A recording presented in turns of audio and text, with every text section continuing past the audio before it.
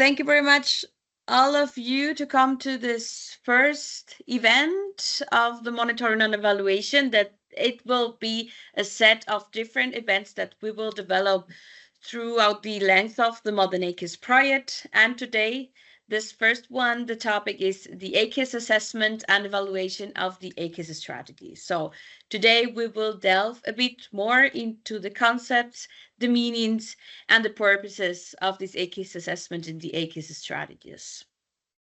So I know most of you know way good the about the Modern AKIS project, but just let me 3 minutes to go fast through the main objectives and the main key points of this Modern AKIS, just for those people that maybe are not that aware of what we are doing now. And as you know, the project starts at 2022, and we are building this transformative AKIS journey towards a more efficient and effective AKIS, with the aim to really strengthen these networks of different AKIS actors in all Europe.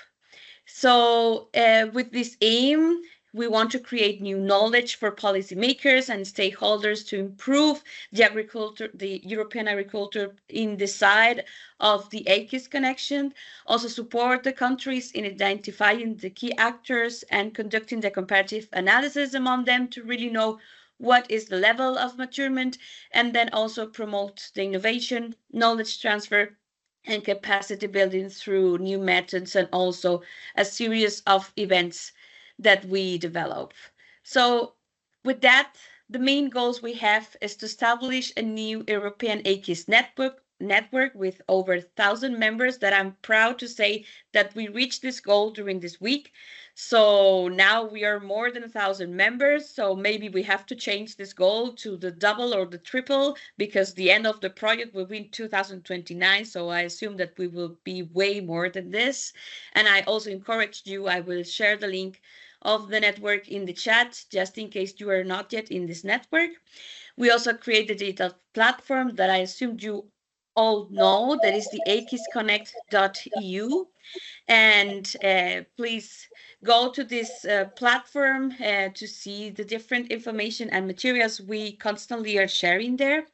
Also, we will provide 80 tools and methods to enhance the AKIS connections, provide a benchmarking tool to measure the progress of the AKIS in your country, and also we will help quite a number of national and cross-country, like international events of communities of practice. So going back of the event we are holding today, we have different objectives for today. First is defining the monitoring, evaluation, and assessment, and also distinguish the AKIS from the AKIS strategies, that are quite two different concepts. Then we will go through the purposes and dimensions of the AKIS diagnosis. Also, we will go to the functions and the transformative perspectives of the AKIS assessment, and then we will finish with evaluation of the AKIS strategies to align it with the European Commission regulations. And how we will do that? So we are here 5 different speakers today with you. So we will develop the information that I just shared in this brief sum up of what we are dealing today. So first, we have Valentina Carta. She's a researcher at CREA, and she will guide us through these concepts of the monitoring and evaluation. So after that, Maria Gester Ventaya, that she's a senior researcher at Hohenheim. She will guide us through the meanings and importance of the structural oriented perspective assessment and the diagnosis of the AKIS. Also, Simona Cristiano, a senior researcher at CREA and very good colleague from the project Modern AKIS. She will go through the functions and the transformative oriented assessment. And then at the end, our special guest, Marili Parisaki. She's a good practice manager at the EUCAT Network Evaluation Help Desk, and she will guide us through the evaluation of the AKIS strategies. And also, why not me too? I will be monitoring this event. I'm in charge of the work package for out of the work package 4 of the Modern AKIS project, that is in charge of some of the strategic planification actions of the Modern AKIS project. So I don't want to take more time, so maybe we can now go with our first speaker, Valentina. The floor is yours. Good morning, everyone. I'm going to share my presentation. Can you see my presentation? Yes. Okay, so thanks a lot, Rebecca, and good morning, everyone. I'm going to give you a brief overview of some key concepts for the evaluation and assessment of AKIS, but in general, for the evaluation and assessment of a project or a program. Particularly, we will briefly explore the differences of some key concepts such as monitoring, evaluation, assessment, and benchmarking. They are sometimes used in an interchangeable way, but actually they are different in the purpose, different in the uses. It's quite useful to know the differences also for the next presentation. So let's dive deeper into each one of these concepts to better understand these differences. Monitoring and benchmarking, first of all, they are both systematic processes, but monitoring refers to a systematic and ongoing. Sorry, okay. Monitoring refers to a systematic and ongoing examination, but also collection of data and information of a policy, a project, or in this case, for example, about AKIS and the AKIS strategies. This process involves the tracking of some indicators, financial indicators, for example, or physical indicators, in order to assess the effective implementation of AKIS intervention or in general of a program. And monitoring and evaluation are different, but are complementary and interconnected. So it's the monitoring is the primary source of information for evaluation, because without any collection of data of indicators, the evaluation will lack of the necessary information to be conducted. So monitoring is a crucial part of a process of evaluation and assessment.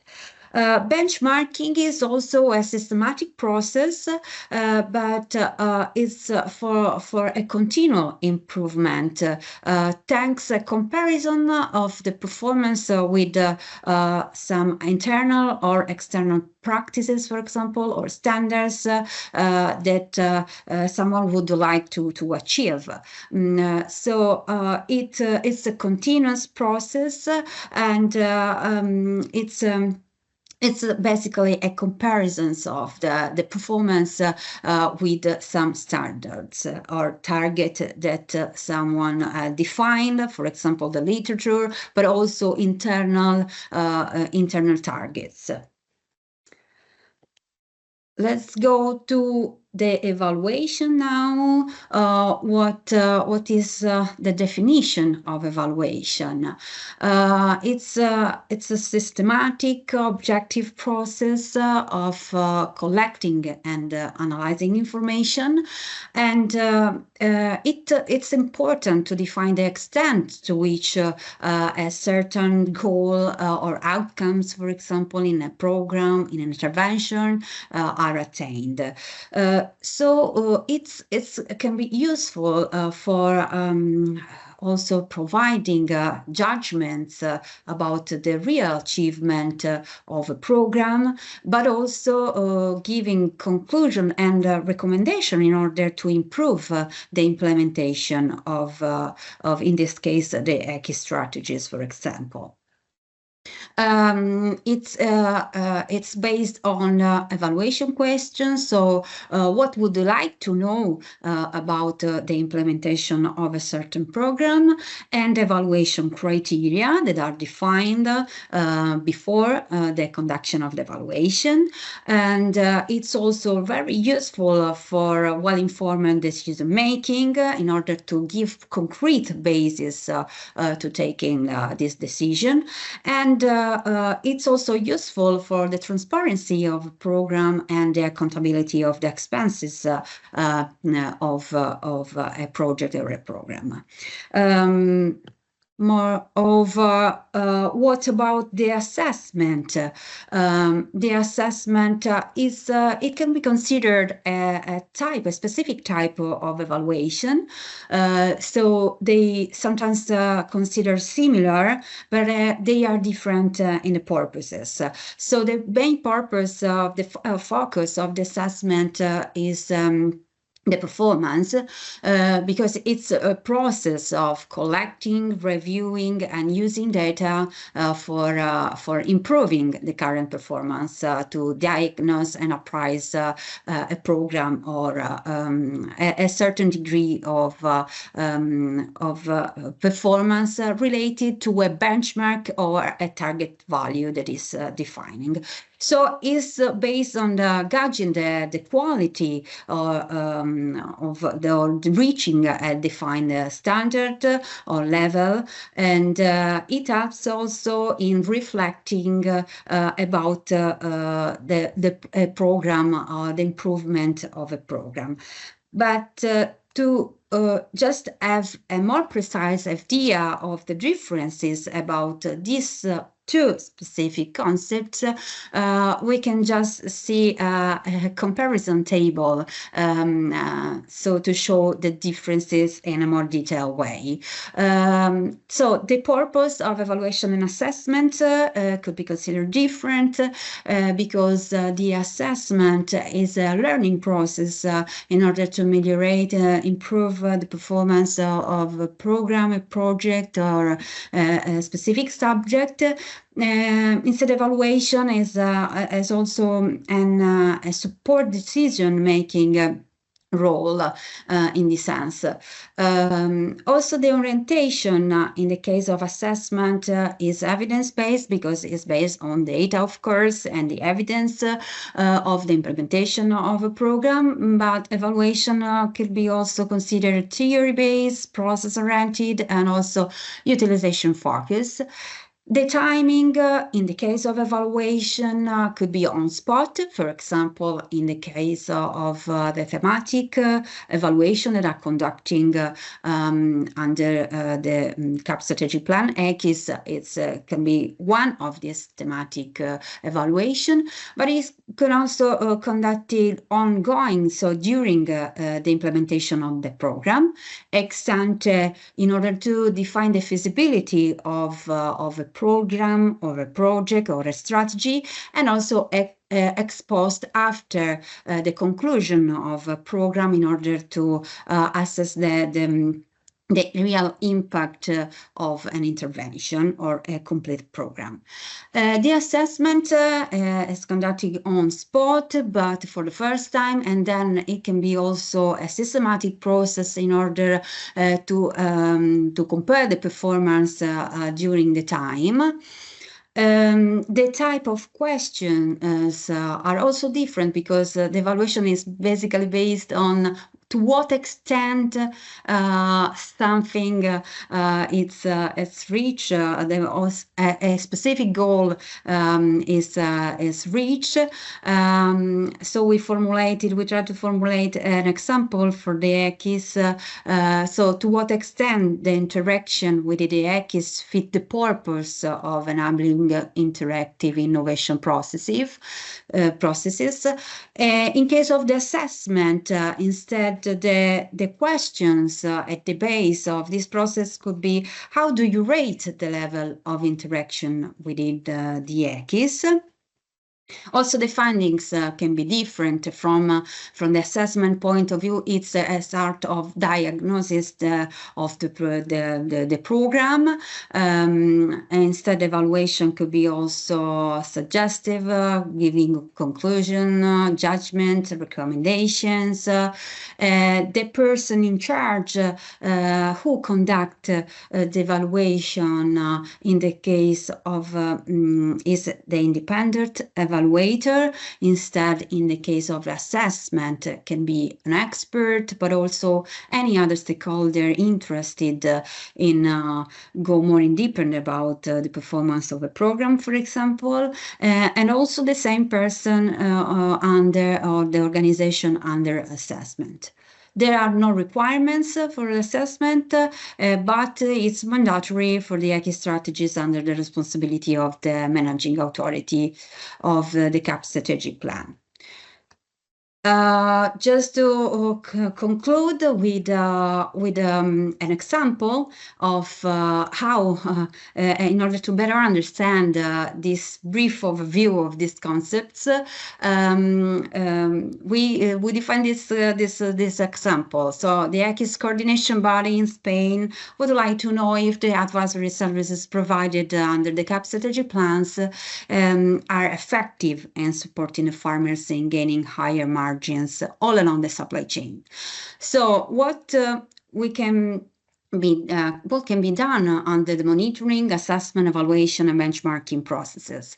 So the monitoring in this case could help in collecting the data useful for example, about structural information about the farms, for example, the level of cost, the incomes of the farmers, or the margins of farmers' production over the time, but also collecting data information about the topics of the provision of the advisory services, and also information about, for example, the revisions of contractual conditions for farmers. In the case of the assessment, instead, it could help appraising the level of satisfaction of the farmers with respect to the quality of the advisory services provision, or, for example, giving some information about the achievement of these increased margins all along the supply chain. With evaluation, we have evidences and judgment about that the fact that the overall positioning of the farmers is effectively achieved thanks to the advisory services provision. So trying to netting this contribution by other factors or other aspects that can influence the improvement of the margins. And finally,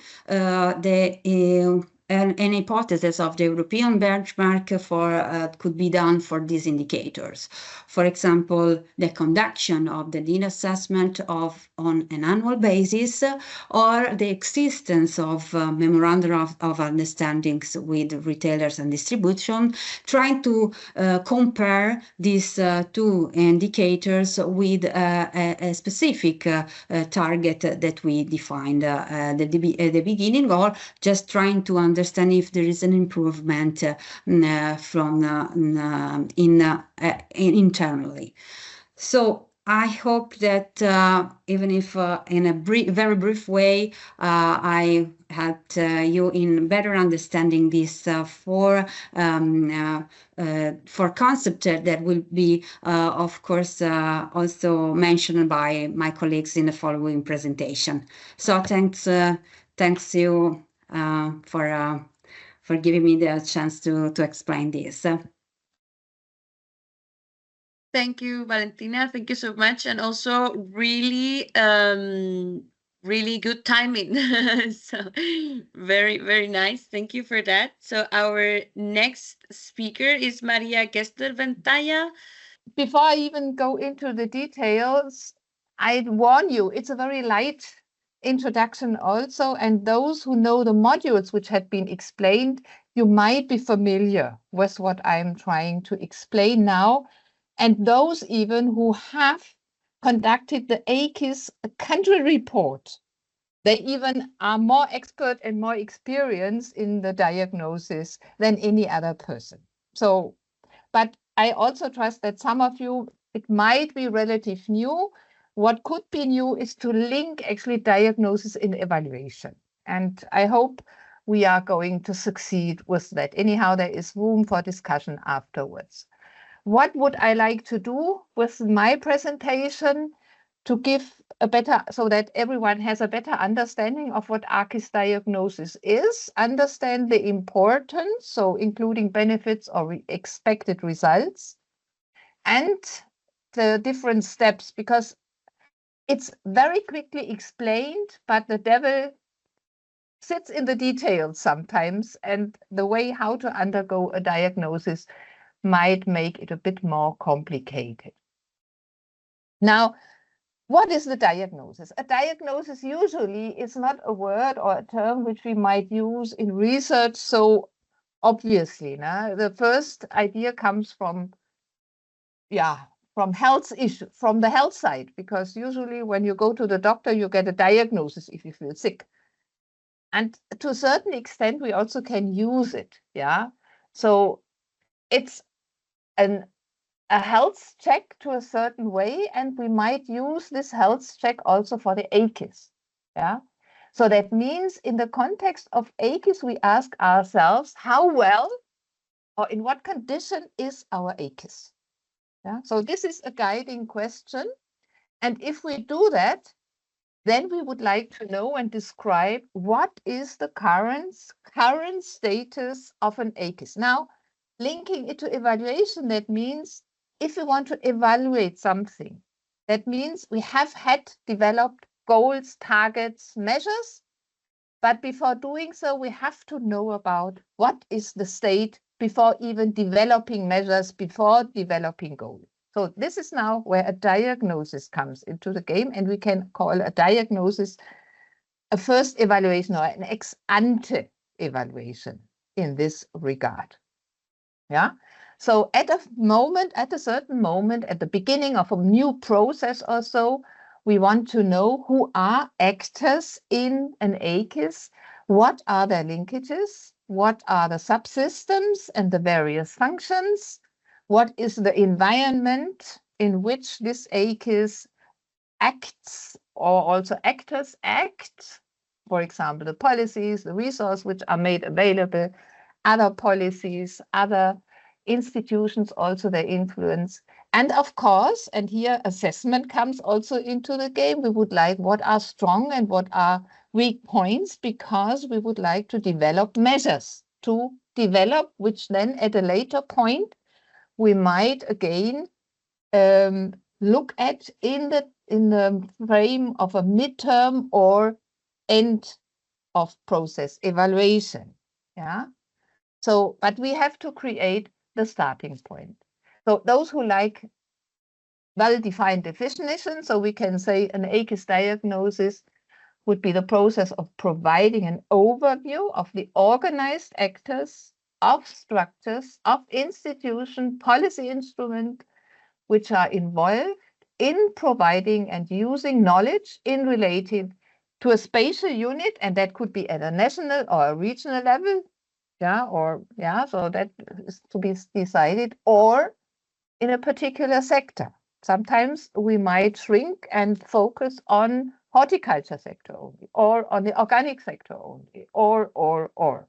Yeah, so this is to be determined prior to making a diagnosis. Yeah. In our context, we always talk about the national AKIS, but even in decentralized structures, we have high difficulties to talk about and to get good insights about a national AKIS. So we rather can work with regional AKIS, which is easier to understand then. Having said that, we have to look into various perspectives. The first one, and the one which is the most common, or the first thing which may come into your mind, it's the infrastructural perspective, where what we can visualize, we would try to visualize. And that means the organized actors, the structures, the institutions, instruments, and so on in a specific sector at a specific moment. And this is always very important. This AKIS diagnosis is a description of the AKIS at a specific moment in time. We also can look at the AKIS from a procedural perspective. That means here we look into knowledge flows, into exchanges that happen, the learning processes which exist in order to, to make sure that knowledge also is brought to various actors. It focuses on communication, on interaction among the various actors at the various levels also, and among the various subsystems. And then the functional perspective is also, it's a very normative component, because usually when we try to classify, AKIS according to subsystems, then we have a certain idea what certain subsystems should fulfill as a function. Yeah, so, and this is relatively normative. Yeah, it's very difficult anyhow because there are overlaps. So here we talk about the requirements which an AKIS needs to fulfill. And finally, this capacity-oriented perspective, and we will hear about that later more. It's now the question, what are the necessary capacities and abilities of the various actors in order to act within this AKIS and to improve it, so that we really can achieve the targets which we will set, so that knowledge can really flow in the best possible way. Now, what is the benefits if we really take the effort to do this kind of evaluation? As I said earlier on, we get an overview. And this is very important, that we first know who are the various actors and the institutions. That's always the very, very first idea. And as important is to find and to understand the different perspectives, because each actor has a different view on this AKIS due to also the role the actors have in this AKIS. And it's very important to understand these various perspectives and what they can bring in regarding knowledge exchange, and innovation processes. Again, it's important to better understand the linkages, their degree, the intensity among these actors, the coordination mechanisms, networks that exist, and what programs exist in order to bring the various actors together. And it's a means to stimulate discussions. If you want to do a diagnosis, necessarily you have to get into contact and to talk to actors. So that stimulates already exchange and discussions. And through the questions you ask during a discussion, you may give ideas to actors that had been approached, so that they also take initiative and intensify perhaps already their communication with others. And of course, we would identify capacity development needs once we realize certain actors are not aware of linkages of other actors, of other competences of other actors, so that they could create synergies and so on and complement each other. Now, when we want to do a diagnosis, we always have a number of questions in mind.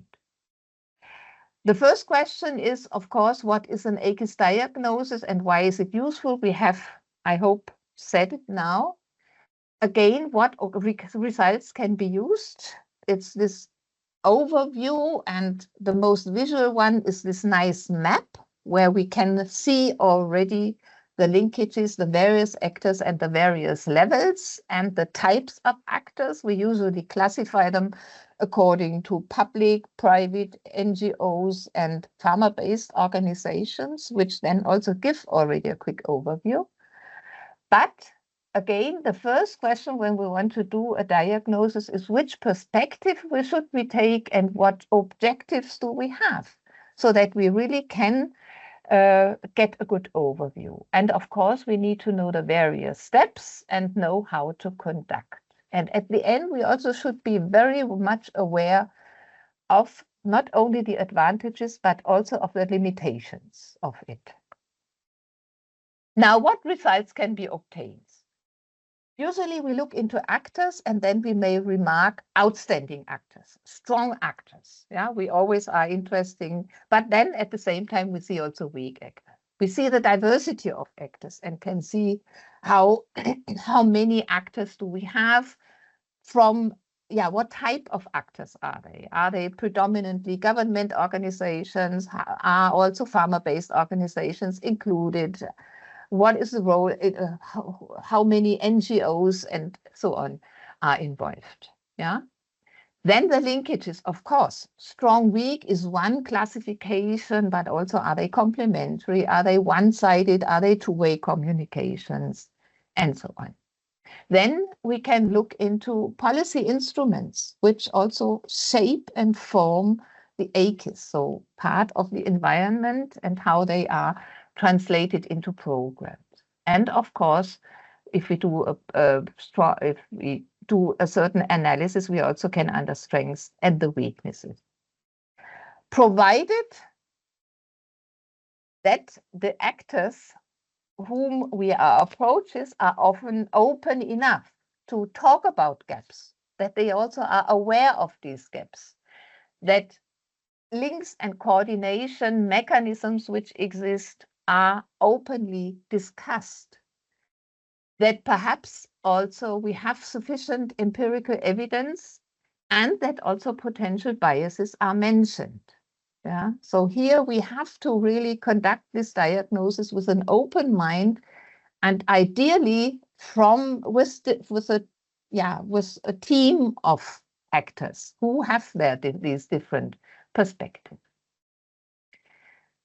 Now, what could be steps and how such a procedure of an AKIS diagnosis, specifically when we are interested in understanding this infrastructural view, and this is for today also the focus we have been saying, until we reach to this end to have that map and have that report, which can be the start of further activities, of measures.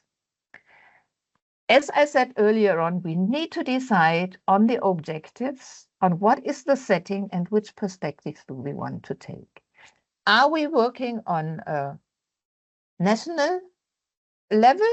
Are we working or do we want to really look only into the regional level or at a certain sector? Because this is what we are mainly interested. As I said earlier on, horticulture, or is it a certain plant production element?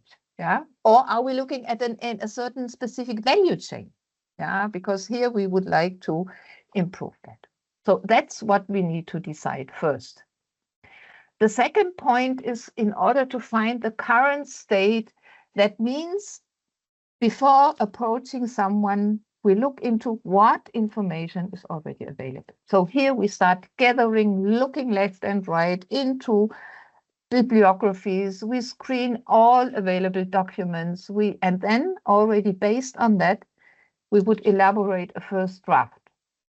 That includes a text version, but also a first draft of how we think actors, linkages, levels, types of actors may look like.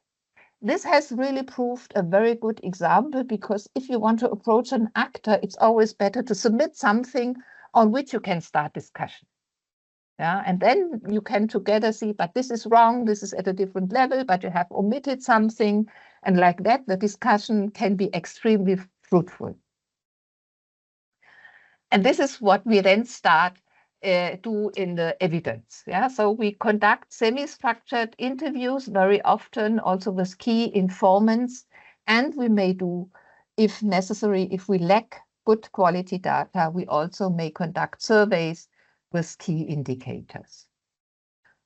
Then we analyze this information. We try to integrate. Now, so we complement the draft with the newly gathered information. We update our visual version and also the draft report. And then, and this is very important, we validate this and draw conclusions and judgments together with those, if possible, if they are available. It was not available for all the country reports, but usually it would be ideal to have an interactive event where you have a broader range of actors so that you really can validate and see again additional perspectives so that you can create and finalize this consolidated reports with the AKIS diagram. So this is in short the journey or the procedure. Nevertheless, I would draw your attention to a few limitations. As I said, an AKIS diagnosis is a snapshot at a certain moment, and it can change as soon as a new, we all know the system's perspective. If a new actor comes into the game, the system changes. If an actor leaves or changes its activities, the system changes. Yeah? That's one thing. Second, this diagnosis depends highly on the sources of information. Yeah, so whom you take as key informant. I mean, we cannot ask all the actors, that's for sure. So, but we have to be aware that those people, those whom we search as key informants and determine and have a look and discuss with them, they determine the content. So here we also should try to be as broad as possible, address different type of actors, address different levels, yeah, and from different subsystems. So this is extremely important, yeah.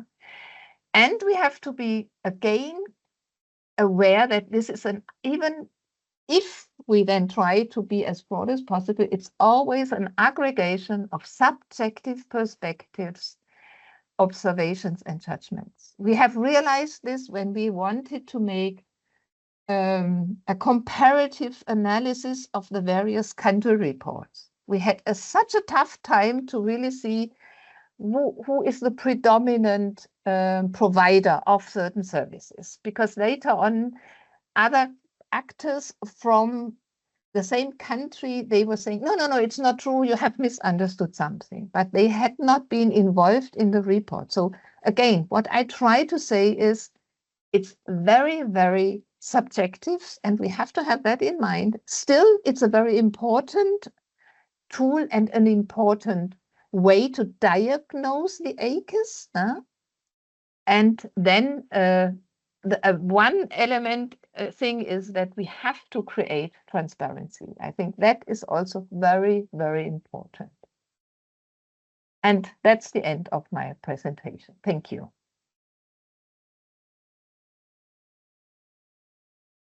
Perfect timing as well, Maria.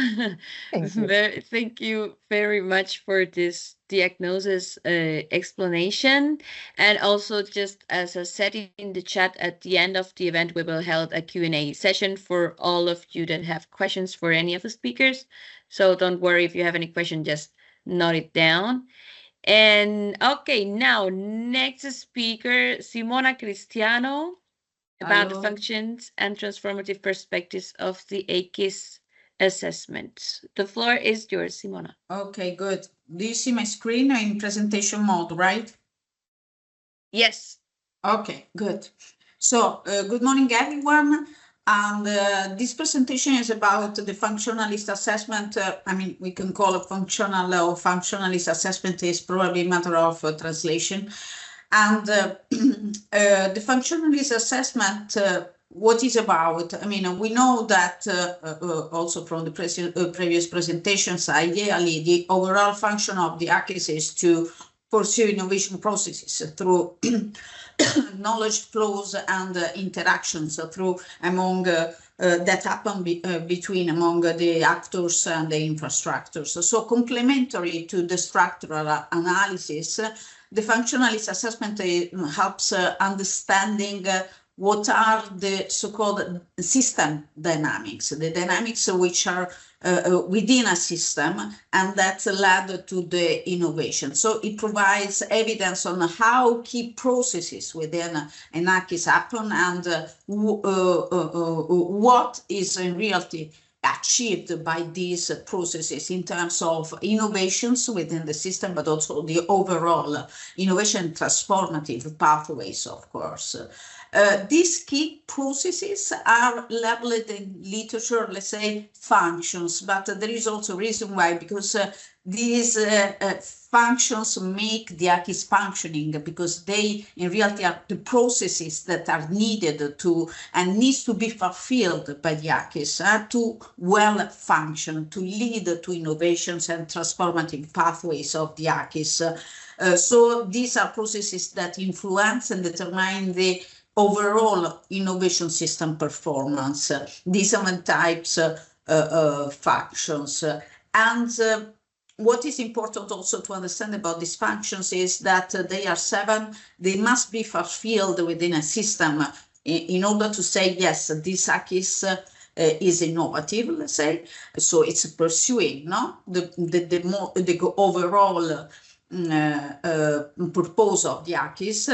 But they are quite related to the capacities of people, of actors, that is quite they are determined in their secrets, in their flows, by the capacities and the degree of interaction between people. So what are these system functions, the 7 functions that enable knowledge flows and innovation within the AKIS? These are the entrepreneurial activities. Why? Because innovations happen at firm level. So there's a need for and entrepreneurial activities, because otherwise we cannot say that innovation will be developed within the AKIS. Entrepreneurs convert farmers, networks, and markets into actionable opportunities for expected knowledge flows, for interactions. And so by making investments in innovation. There's also the second function, which is the knowledge development. Knowledge development is about the development of knowledge, which it might be scientific, technical, tacit knowledge coming from practitioners. So it's about the creation of new knowledge, which is put in place within the AKIS, and it's built up by searching, but also by learning learning by doing, by using innovations. It's an advancement in knowledge at all. But we have also the third function, which is more about the knowledge diffusion, the circulation of knowledge within the AKIS. Normally we talk about knowledge sharing within the AKIS, which is needed to make happen. The innovations, it's at the basis of the principles of the AKIS. This knowledge is gathered by learning, by interacting mainly through the networks, but also it's about knowledge sharing and dissemination. So who apply this function, apply, for example, also events, dissemination events, peer-to-peer events, and so on. The fourth function is the guidance of research. There should be a direction of the research in place. So directional assignments on policies, regulations. Let's think about, for example, a directive on biodiversity maintenance, preservation, valorization, which gives some direction of the research at the European and national level. It's the same with the national strategy on digitalization, which impact on the direction of the research in that member states. But also societal needs and expectations can provide a guidance of research if, of course, they are listened. The fifth function of an AKIS, of a system, an innovation system, is a market formation, because, of course, an innovation needs to find a market. So it's also difficult once you have some innovations on regime. It's difficult for new innovations, let's say, no, to find a market. So there's a need for creation of early markets or niches for emerging innovation, to find some space in markets. The sixth function is probably the one which is most easier to understand, is the mobilization of resources, which can be financial resources, but also in terms of capacities, in terms of professionalities that are put in place in order to facilitate these knowledge flows.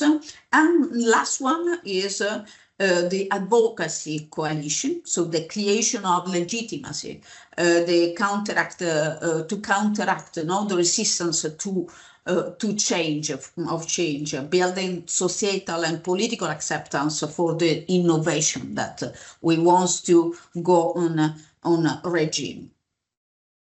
Well, when we look at these functions, as I said, because of the actors, the capabilities in place, but also because of the infrastructures that we have, no, leading from what we learned from the diagnosis of the AKIS. Well, the circuits, the dynamics of these functions might vary very much according to the people, according to the actors, to the infrastructures in place, but also to the different degrees of the interaction between them, from the different levels of the AKIS, of the innovations systems. So we have a plurality of circuits of these functions, the dynamics that among these function, the sequentiality, of these functions can have, and these circuits can be virtuous or not, or vicious, according to possible gaps in actors, in functions played, but also according to possible barriers that some functions can have, some circuits can have. And then we have also system failures, which belong to the problems that affect the entire system. So there's the entire system is somehow has a systemic problem which cannot be dealt with, and it doesn't go on. It's not, it's hampering the innovativeness of the AKIS. Well, functionality assessment provides evidence on these types of domains, of components, of evaluando, we will say in evaluation, the functions that are played within a system, but also the barriers, the possible gaps, and possible system failures. Well, I want to show an example how these functions can be found in an innovation system. I selected one example from an AP project. The title of this project is imaginary, but is not reality. But I mean, the project is there, the Bee Queen AP Agri project. And how it worked. There, the problem was about the beekeepers that were facing some challenges related to the uncontrolled mating of the beekeepers, of the bees, bee populations in a certain territory, so at a local level. This problem was leading to a genetic erosion of the bee population there, along with also the climate change, the parasites, the pathogens were threatening also these local varieties. So the solution was the selection of families that maximize honey production relative to broader sites, promote longer-lived bees, and those with extended winter pauses in laying eggs, reducing the varroa mite treatments. So the solutions were in a schematic way or are listed in a selection of maternal and paternal breeding activities, the development of a prototype of a mating station to bring the bees there. That was open also to all beekeepers. A diagnostic tool on genetic recognition for the Apis mellifera varieties, and testing the sex determination locus. So let's see how these functions have been played in a real context of an innovation process, in an operational group. First of all, the entrepreneurial activities. We all can understand that these have been playing just because the three farmers, because I didn't say, I mentioned the partnership. The partnership was about three farmers, beekeepers, and one researcher and one university. So the three farmers certainly invested in this innovation, which was more about using the new site, using the diagnostic tool that was developed by the research institute. So they put investment in the OG, participated into the OG. So the function about entrepreneurial activities is certainly applied, is certainly fulfilled. The second function about knowledge development. First of all, there was a problem assessment about the beekeepers, the bee population. So there was a creation of new knowledge about a practical problem that these beekeepers had. So this is a new knowledge, development of new knowledge. And then also the scientific knowledge that was created because of the genetic testing, because of the prototype making site that brought also some monitoring data about the presence of these bees and so on, these bee populations and so on. Also some indices for genetic analysis were developed on this bee population. So, I mean, some new knowledge were created and brought some advancement in knowledge. And thirdly, the knowledge diffusion.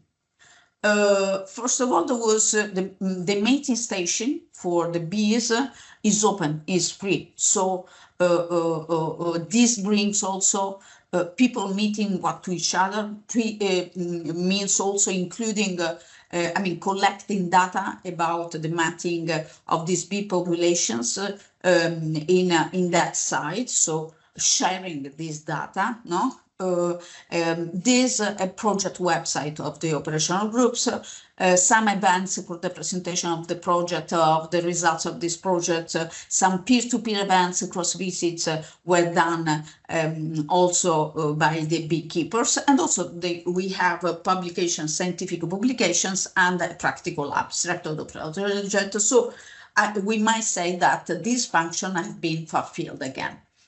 About the guidance of the search, we can assert that somehow the societal needs of these beekeepers and we know that bees are related to the biodiversity of our landscape, and so these societal needs somehow brought us to some guided the research of these researchers and academics.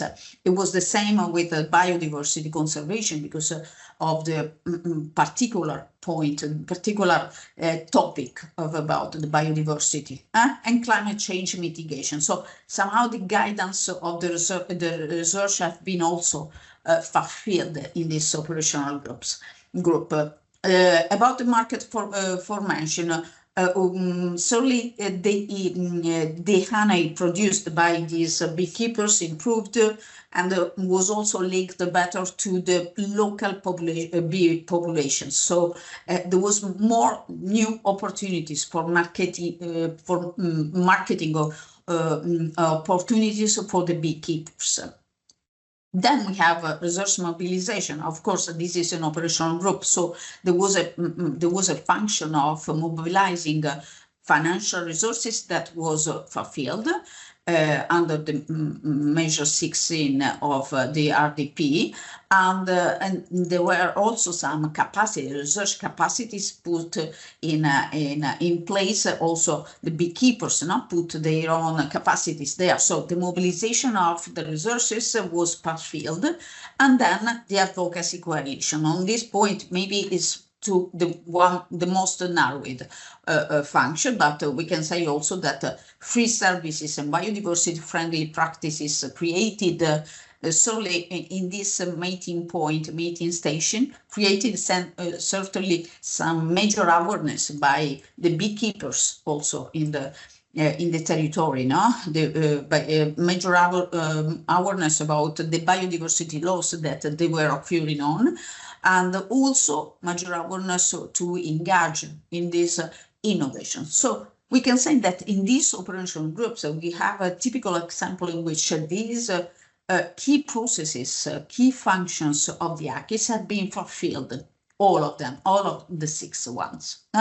So this letting us assessing at least the presence of these functions, but what and how we can assess the AKIS functionings based on the AKIS functions, the 6 functions, by which criteria, by which methods. First of all, I want to say that in evaluation, in any case, and assessment is part of the evaluation, of course, it's the managing authority, is there are stakeholders that have some questions for evaluations. They decide what they need to know about the AKIS, about the AKIS strategies, and so according to this, what to know and how to know needs to be decided.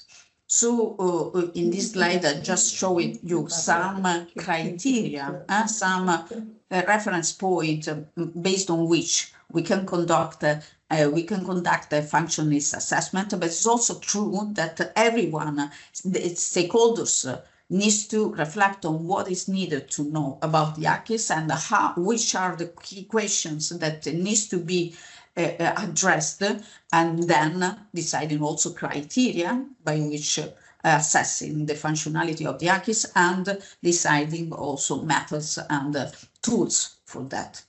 So we have the presence of, in this case, we have the presence of actors and infrastructures, if there are gaps or not.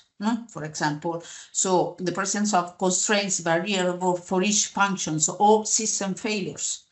How the different circuits, the different sequentiality of the functions run, and if there are barriers there, if there are roles or functions not really applied, the satisfactions about the functions. Advisors play some function, which is more about knowledge dissemination, knowledge dissemination or innovation support services. So is this function well applied or not? So assessing the functionality, the performances of the advisors in this case is about more the satisfaction or the quality performance of this service. And according to this, we can also define some methods for the assessment of the functionality of the AKIS. Well, I want to talk now about the capacity-oriented approach to the assessment of the AKIS, which is fundamental because, of course, we cannot have, we might have structural oriented assessment. We might have structures, infrastructures in AKIS. We might have some functions, but without the capacities, these actors don't play well the functions. So there's a need for an assessment about the capacities that are in place within an AKIS in order to understand whether they are on the way to realize the potential of the AKIS to achieve innovation, the potential of innovation of one AKIS. These capacities are essentially 4. and are the capacity to navigate the complexity of the innovation systems. There's a need to understand, to apply within the system an holistic perspective, to understand, to comprehend the relationships, the numerosity, the plurality of actors, the relationships between them, the feedbacks, the interactions between them. I need within an AKIS to understand who I am, what is my role, what functions are playing, but also my relation with the system. Who are the other actors? So what are they playing? So navigating the complexity in terms of in terms of having these holistic perspectives. And what is a possible question, my overarching question, I would say the questions might be, the evaluative questions might be different, but an overarching question here is certainly, for example, has a common vision and strategy being developed by the stakeholders. I mean, the common strategies needs to be, the strategy needs to be for the development of the AKIS, for example, needs to be developed together with the stakeholders in order to include also their perspectives. So these are some questions on the right of your screen. You can find some questions, overarching questions relating to the different capacities. The second capacity is certainly the capacity to collaborate. Is that at the basis of the AKIS. We always said that the interactions between people, the understanding their perspectives in order to be more collaborative with them, to build a partnership and have and construct an AKIS in which there's an effective internal and external communication. In this way, in this regard, the main question here, the overarching question here can be, are there mechanisms for collaboration in place already? And we can answer in Europe, for example, yes, we have, for example, the operational groups, which somehow might be used as an indicator, as a criteria to assess the capacity to collaborate. Of course, it's not just the number of operational groups. This is more about what type of relations are built up within the network, within the partnership, within the operational group. So assessing more about the quality of these relations, that the number of them, but also, for example, the presence of innovation support services is fundamental because they facilitate the way the people collaborate one to each other. They facilitate the dialogue. So capacity to collaborate. The third one is the capacity to reflect and learn, because I mean, we are talking about evaluation, assessment. These are activities on which results needs to be reflected, needs to be learnings on which basis triple feedbacks to understand the results of assessments, to reflect on them, to try to get some lessons for them, but also to react on them in terms of change, deciding for change to do, to make, to address the gaps, to address the deficiencies that we assessed during the assessment, during the evaluation. So this capacity to reflect and learn should be diffuse within the AKIS and facilitate the stakeholder collaboration through reflective learning, fostering trust, adaptability, so change every time, iterative action for systemic change. In this case, the overarching question is about, are there mechanisms for monitoring evaluation, for reflection, for common reflection, because it's important also to build capacities collectively. Internally to a system. So monitoring and evaluation processes are criteria, but also systems of feedbacks, of follow-ups about the results of the evaluations. And the last capacity is about engaging in strategic and political processes. Every transformative path starts from the engagement of strategic political processes. So understanding and shaping politics and power relations to create new ways for stakeholders to interact is fundamental. It's one of the key capacities that the system must fulfill. In this case, the overarching question could be stakeholders are aware of major challenges that affect agriculture. So is there a common territory, a common ground for stakeholders to understand what are the challenges in agriculture, for example, what they have to deal with, how to cope that, the awareness about the opportunities for policy change, the awareness also and the guidance of research, means fulfilling this capacity, but also the governance role, because this is the most policy-oriented, political,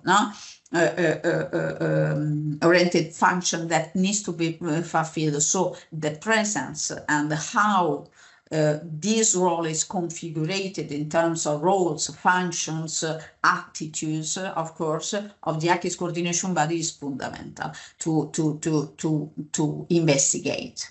And then, and this is the last slide, how and what and how to assess about the capacity. This assessment address the question about are system capacity satisfactory, to make the AKIS well functioning, but to initiate, to run transformative pathways of the AKIS. In this case, of the AKIS capacities, we need to investigate about the availability of these capacities as the different levels, because this capacity needs to be fulfilled at a system level, at organizational level, for example, within a research infrastructure, but also at individual level. The degree of satisfaction, the degree of adequateness of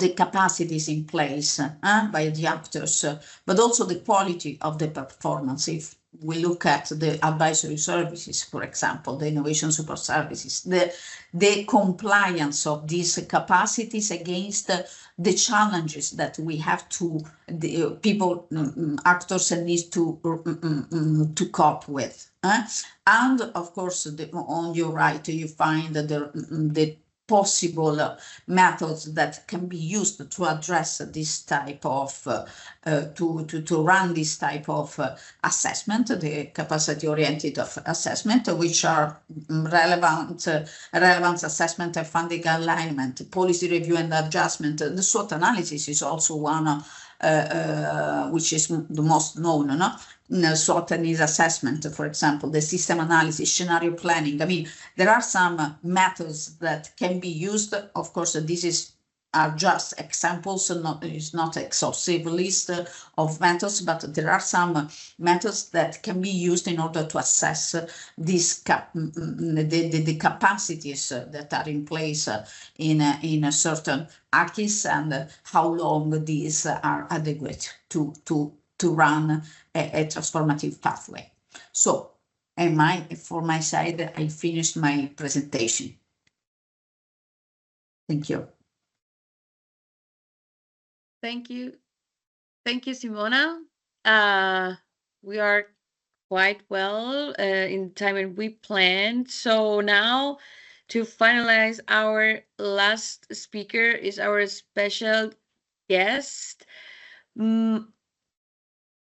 Let me check. Marili. No, sorry. I was looking for the title. Or someone else. Yeah, it's Marili Paisaki. And it's the evaluation of the AKIS I think it's me now, right? Sorry, yeah. Marili. That's okay. Okay. Yeah, okay. Now Let you me can share your screen. Thank you. Yes, and I'll put it in presentation mode. Okay, fine. So, in too many presentations, one after the other, there's a lot of participants. So let me see what I can do to activate a bit the group, because it has been a lot one after the other. So what I'm going to talk to you about is the evaluation of AKIS in the context of CAP strategic plans. The previous presentations touched a bit upon the assessment of AKIS, but not necessarily in the context of CAP strategic plans.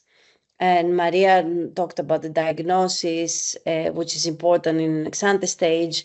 But in addition to AKIS being a system that exists in every member state, irrespective of the CAP strategic plans, at the Evaluation Help Desk, which is what I work for, the European Evaluation Help Desk for the CAP, we have developed some guidance for member states for evaluating AKIS, for evaluating how CAP strategic plan interventions contribute to improve AKIS. So the first question that I pose to you is, why do you think it's important to evaluate AKIS strategies? You know, I guess you know, I don't know where all the participants come from, but member states were asked, not supposed, they were obliged basically to describe in their CAP strategic plans their AKIS strategies. If you are familiar with the CAP strategic plans, this was chapter 8 there. So they are part, let's say, of the current policy. This is the first time this period where AKIS becomes part of the policy design and implementation of the CAP, because it's explicitly included in the strategic documents of member states, the CAP strategic plans. So as such, it would need to be evaluated like other interventions that member states implement. So why do you think that, would anyone want to like open the microphone and tell me, why would you think we should evaluate AKIS strategies? It could be any of the speakers as well, because you have been active. Your adrenaline is flowing. Anyone? Why would we evaluate? Why it's important to evaluate?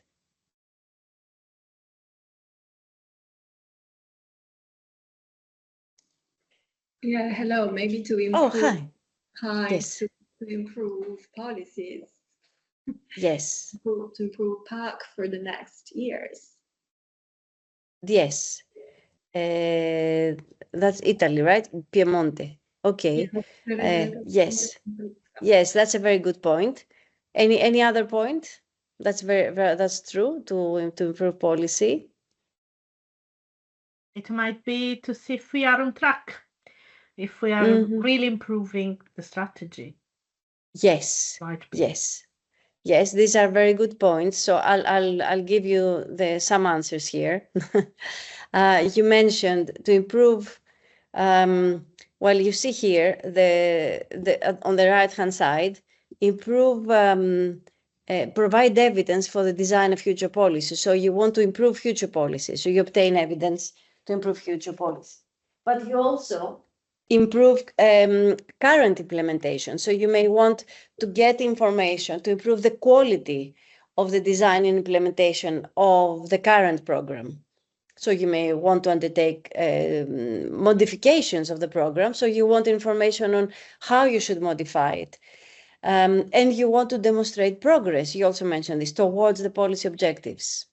Or contribution to the achievement of the objectives. So one thing is progress. Are we progressing towards the objectives? And the other is achievement. Are we achieving the objectives? And by evaluating, you can also develop capacities for better understanding AKIS. So the people who are involved in the process of evaluation manage to better understand what it is there, what is AKIS doing in terms of contributing to the policy objectives. And in the context of improving the quality and design of implementation, you can also better target interventions so that AKIS can be improved and ensure that it's well functioning. Okay? So yeah, evaluation is important for all these different things. It gives us information, it gives us evidence. Then, let me explain to you, for those of you who are not very familiar with the architecture of CAP strategic plans in relation to AKIS. Now, this is a big diagram, but I'll explain it simply. So if we start from the bottom, the orange boxes at the bottom are basically the interventions of the CAP that are related to AKIS. So one intervention, for example, is knowledge exchange, advice, and information. There is funding under the CAP for knowledge exchange, advice, and information.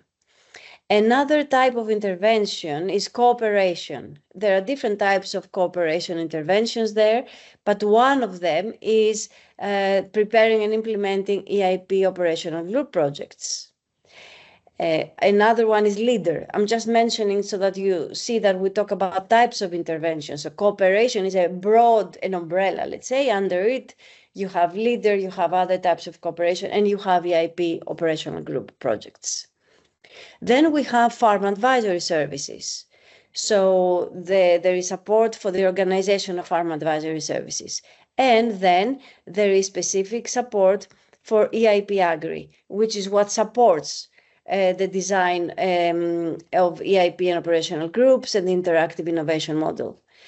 And then on the side, the dark orange, let's say on the side, is the European CAP networks, the national and the European CAP network. So through the networks, and the networks also foster innovation and knowledge exchanges. Now, the combination of all of these contributes to the modernization objective in CAP strategic plans. So if you combine interventions that improve the links between research and practice, improve the exchange of knowledge and information, improve the organization and the provision of farm advisory services, improve the fostering of knowledge exchange and innovation through CAP networks, and using also, don't forget, digitalization as a tool for innovation, then we can contribute through the CAP strategic plans to a well-functioning AKIS. And the combination of all of these actually has an impact eventually on what is called the cross-cutting objective of the CAP, which is to modernize agriculture by fostering and sharing knowledge, innovation, and digitalization. So this is like in an overview, let's say, of the architecture of the CAP strategic plans regarding AKIS. So it's one part of the CAP architecture, okay, which is already quite complex, but it's only one part. Then you can ask me at the end if you want more information about this. Then we move on to what we have done at the help desk. We have developed, taking into account this kind of architecture, we have developed guidelines for evaluating AKIS, the AKIS strategic approach in CAP strategic plans. As I said at the beginning, the AKIS strategic approach is embedded in CAP strategic plans. And so the guidelines are proposing different not only the scope, why we're doing it, but also how we can do it. So the objectives, the scope of what we want to do are twofold in the guidelines. There is one primary objective, which is the main focus of the guidelines, which is the contribution of the AKIS strategic approach to achieve the cross-cutting objective that I showed in the architecture graph, and to achieve other relevant strategic objectives, specific objectives, or in CAP strategic plans. So what is the contribution of the AKIS strategic approach to the cross-cutting objective and other specific objectives? Now, a secondary objective, which the guidelines do not cover, but only to a very limited extent, is how the contribution of all AKIS-related interventions in the CAP, which are more than those interventions under the cross-cutting objective, basically these ones that are here, you know, the orange ones here are those interventions related to the CAP, to the cross-cutting objective. But in addition, there's more interventions, and this can also have an effect on AKIS, or to a well-functioning and better integrated AKIS. Now, this is more difficult to measure, and we are not like getting to detail in the guidelines. We focus mainly on this part of the architecture that I showed you in the graph. Now, what is the focus of the evaluation? We have a number of elements that to assess through the evaluation. There are 7 basic elements. the 1, 2, and 7 are like broader.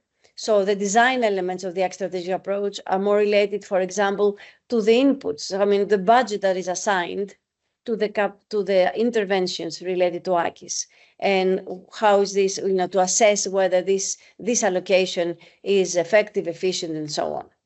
Then it's the implementation arrangements related to the AKIS strategic approach. For example, the selection criteria of the intervention, or the eligibility criteria of interventions that are related to AKIS.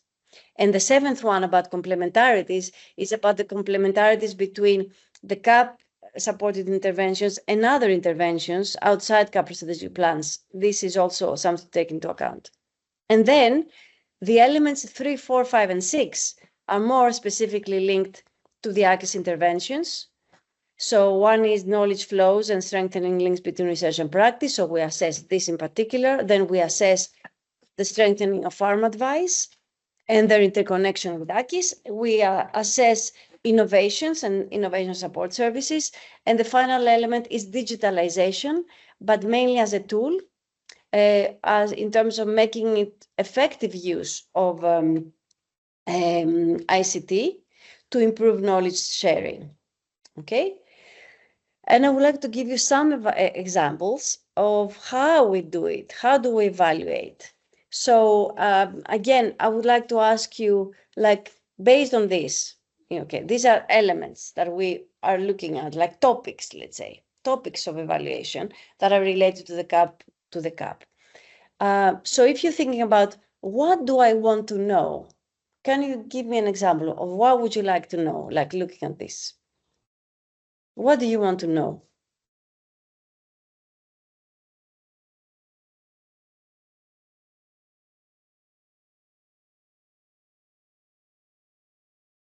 Let's take one example. Let's take strengthening links between research and practice, which is the 3rd point there. Well, links between research and practice. Okay? I want to know whether these links, how do I assess this? How do I check that this works well? Okay, this is the topic. But then I need to ask a question, right? Some kind of question in relation to this. What could be the question I would ask? This is very important. Evaluation questions is the first step in an evaluation. So a question here could be, to what extent have AKIS interventions contributed to strengthen the links between research and practice? So this is what I want to know. Have AKIS interventions contributed to strengthening these links? How do I answer this question? The first thing I can use is what we call factors of success. This is, how do I know that interventions have been successful in strengthening the links? What do I expect? How do I measure success? So there's 2 ways here. These are examples, okay? There can be more. So I expect that cooperation of farmers with experts has increased in comparison to the past. If this has happened, this is a measure of success. It is also considered a success if the collaboration pathways between farmers, researchers, advisors, and the CAP networks work better and more regularly. So all these pathways have improved. This is also a measure of success. But this is theoretical still, because, okay, it has improved, has increased in comparison to the past, or it's working better than in the past. How do I measure this in a more concrete way, quantitative if possible? So this is where I use indicators, which transforms these factors of success into something that I can actually measure on the ground. And these are some examples of indicators. So the number of cooperation activities based on practical innovation-oriented research approaches that are applied between farmers and researchers. So number of cooperation activities, the share of different actors in operational groups, because this shows that if if the share is higher of the different types of actors, then you would expect that the links are stronger or more diverse, and they could probably work better as well. And there's also the number of interactive forms of exchange.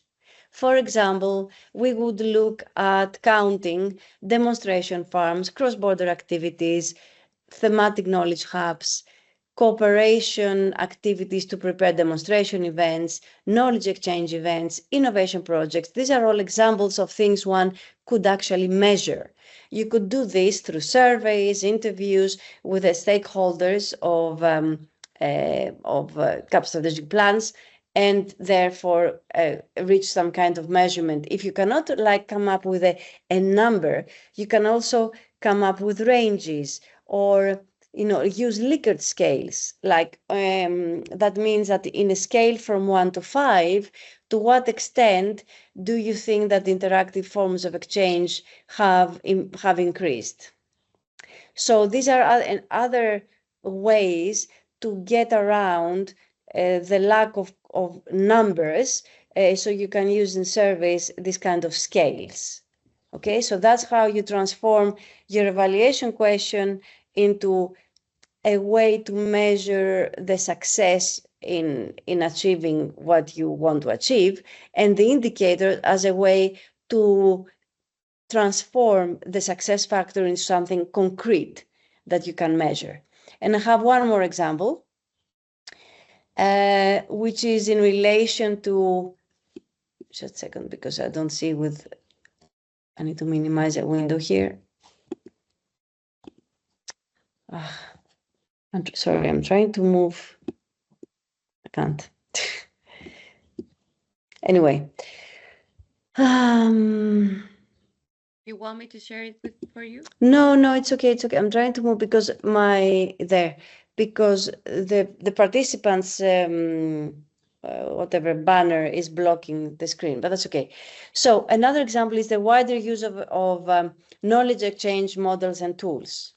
So that's one topic to assess. For example, what do I want to know here? So this would be my evaluation question. To what extent have AKIS interventions contributed to increased knowledge flows? Simple.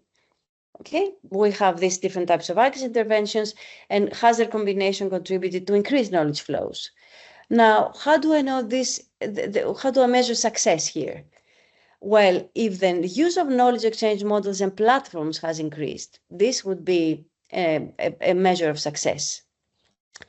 Or if peer-to-peer learning has increased, or the inclusion and interaction of all AKIS actors in knowledge exchange and knowledge building processes has increased as a result, for example, of the AKIS coordination bodies activities. So this would be my ways to measure success, to answer this question. And to be more concrete in terms of measurement, then I would use indicators.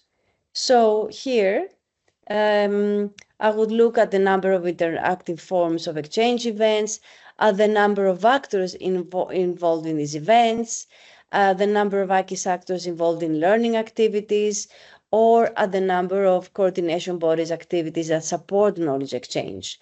These are just examples, and then in addition to numbers, you can use types as well. Not only numbers of exchanges, but also types of exchanges.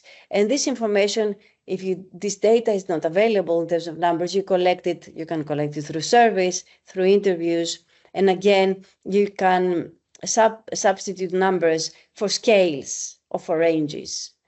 And then the last slide is in relation to how do we actually collect this information. As I mentioned already, surveys. These are evaluation methods.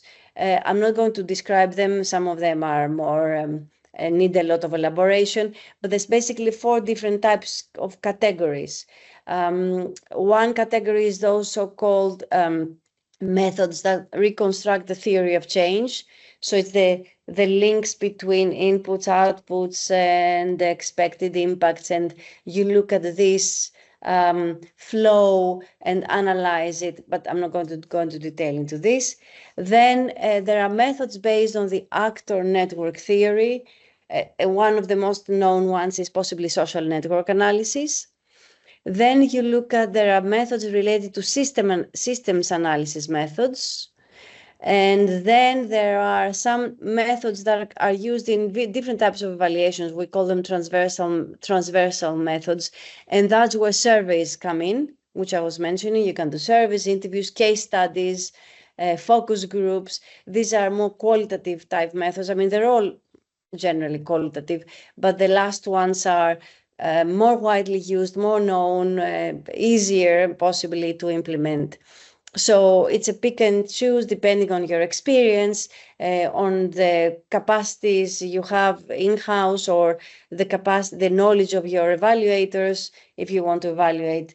So it all depends, the choice of method on how on basically the capacity you have and what you actually want to measure, the system, the networks, how actors interact in the network, and so on.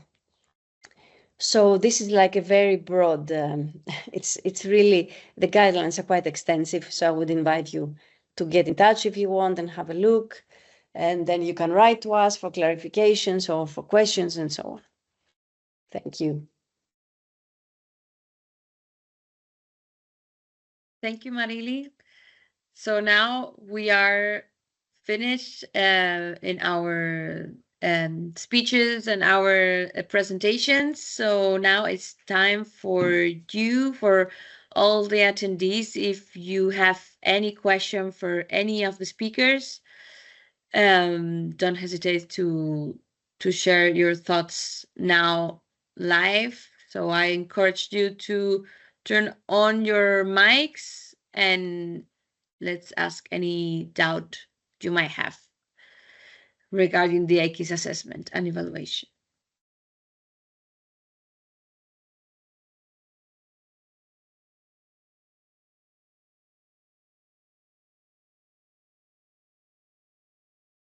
Otherwise, also, I think, Valentina, you planned last Mentimeter. Can I share my screen? Yes. You want me to share the QR first, or you have it? No, but maybe it's better that you share the QR code. Okay, you have there the code? Yeah. I can copy paste in the chat. In the chat. Okay, then I can copy. Oh. Oh. Okay. Okay. Then I will share my screen just in case for any of you it's better to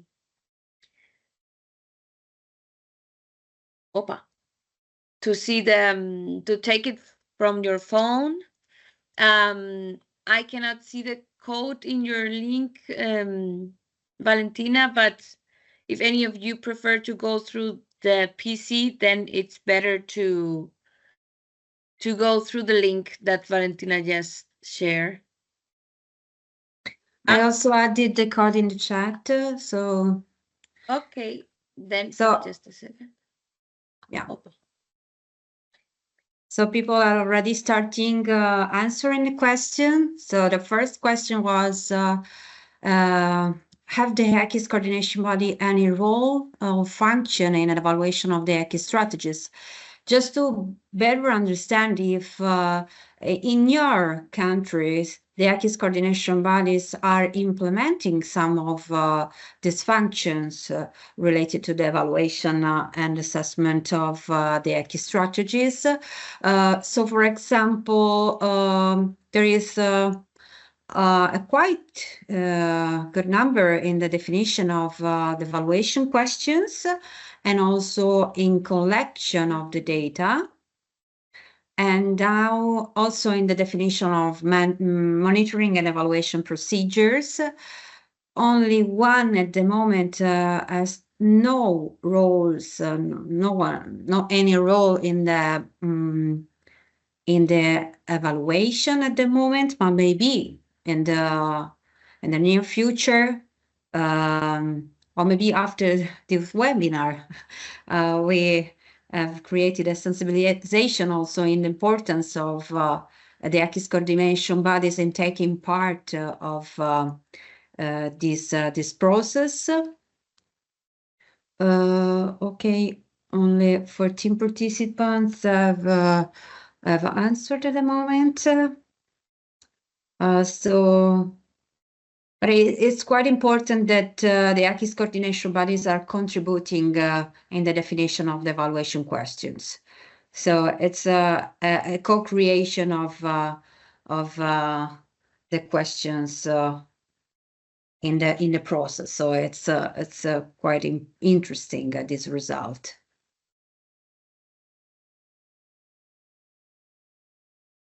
Yeah, I would say, Valentina, because of the time which is running, maybe we can go on and people will still have the opportunity to answer afterwards in any case. But in the meantime, even if they have no role, I would say, if they can answer even if they have no role, because of course it's important for them, for the AKIS coordination bodies to have some role in the evaluation processes. It's also true that probably the participants are not all AKIS coordination bodies, so this very possibly is causing also the low number of participants to this pool, but it's okay. Important is to understand that the AKIS coordination bodies are probably the most in the administrations are the most acknowledged people that needs to drive somehow, evaluative questions and data collections and so on. So they need to be somehow involved by the managing authority in the evaluation processes of the AKIS strategies and of the assessments of the AKIS. Sorry for interrupting you, Valentina. No, don't worry. The second question was related to the if do you plan to evaluate the AKIS strategies during the current year? So, and it's half and a half more or less. So it's important that already AKIS coordination bodies or monitoring and evaluation officers plan to evaluate this specific topic. And the last one was, in which of the presented topic would you like to get into the deep? They seems to be interested in the diagnosis, so the structural assessment, but also in transformative assessment. So maybe it's needed to have more information about, more detailed information about what we explained today. So thanks a lot. The Mentimeter will keep on to stay for also for some days. So if anyone else would like to answer, it's possible to do that also in the future.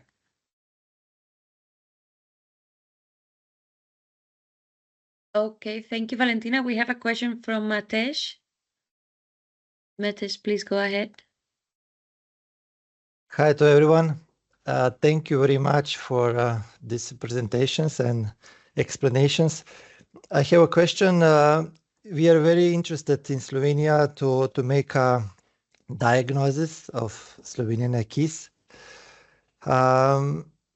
And I'm questioning, is it possible, is it eligible to use project money to make a short or at least some diagnosis of Slovenian AKIS from the modern AKIS money?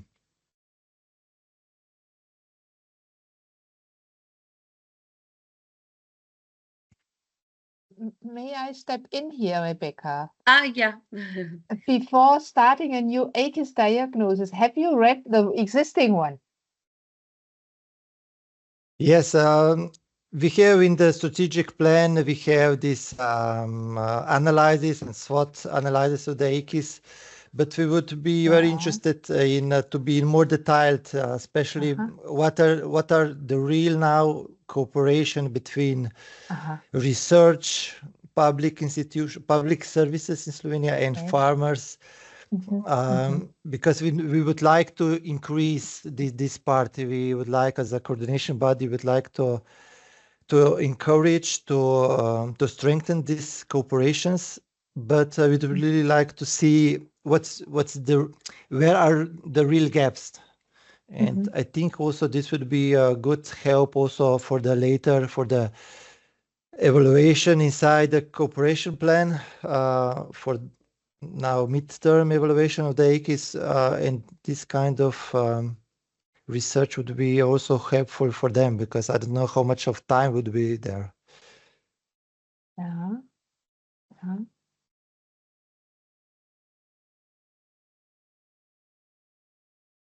I can forward you, because I'm not quite sure in terms of budget, what can we direct to what specific action, but I will forward that question to the coordinator of the project, so she will give you a more accurate question. I don't want to risk to say yes or not, but I will write you back with the answer. Sorry, Matej, and thank you for your question. Okay, thank you. Yeah, thank you. So another question from Karin Ellerman Kugler. Yes, thank you for all these very interesting presentations. And I'm asking me, and maybe also others as well, how about the need for resources and time and capacity to do everything like this? So how to distinguish, this is my question, between need to know and nice to know. So managing authorities are quite busy in doing all this monitoring and evaluation also for other objectives. And how about AKIS? So where is the right balance? Thank you.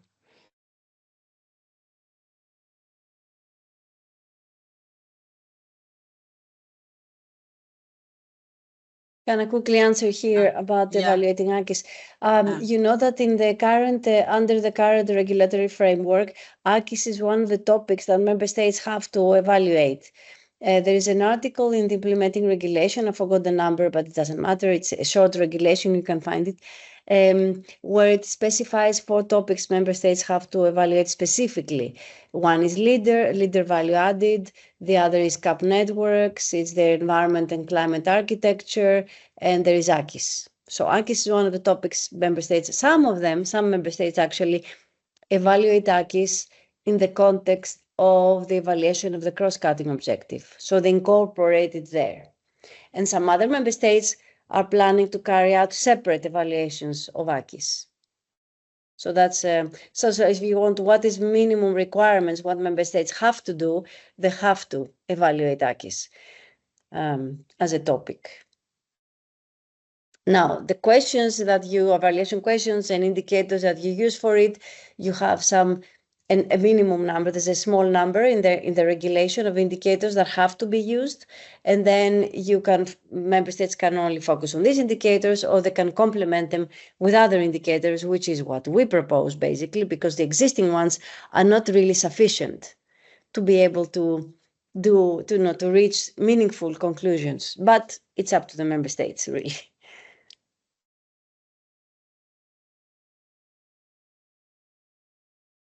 Thank you, Marily. There was a hand raised. Christina. Yeah. Hi. Thank you very much for the presentation. It was very interesting. My question would have been, my first question would have been the same: how to build synergies between the evaluation that is supposed to be done for the CAP strategic plans and the AKIS diagnosis. But I received an answer that some member states are doing it together and within. My second question would be if there is any experience on the role of the CAP networks, the national network units in evaluation, how the network units are assisting, helping, what their roles or in the evaluation process.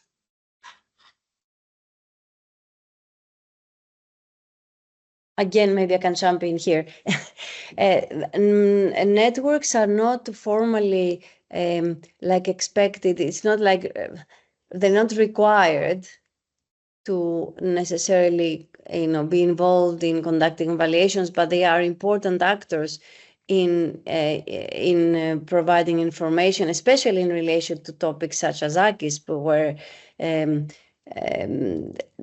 because it's about networking, really. AKIS is a big network. Some CAP networks have a role to play, but it's up to the member states, each member state, to how they choose to use their CAP networks in evaluations. So there's no really, we don't have it's really up to the member states. There's no guidance, specific guidance, let's say, on this. Thank you.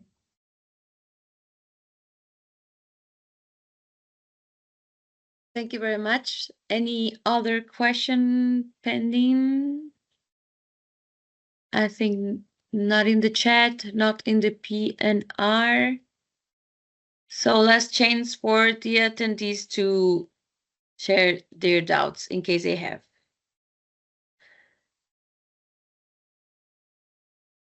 Okay. Seems no more questions. So just saying thank you very much for coming. This is the first, as we said, of a series of events that we will go through the monitoring and evaluation of the AKIS. So you soon we will know about us, not only because we will share with you the PPTs, but also because we will share the next events that we will hold regarding this topic. So thank you very much, Marily, for being our special guest here with very, very a lot of information for us that is very valuable in this topic. And also soon we will share with all of you the next event. So thank you very much and hope to see you in the next one. Thank you. And thank you to all the speakers as well. Thank you. Bye. Thank you. Bye. Thank you. Bye. Thank you. Bye-bye. Thank you. Bye. Bye. Bye. Bye. Thank you. Thank you.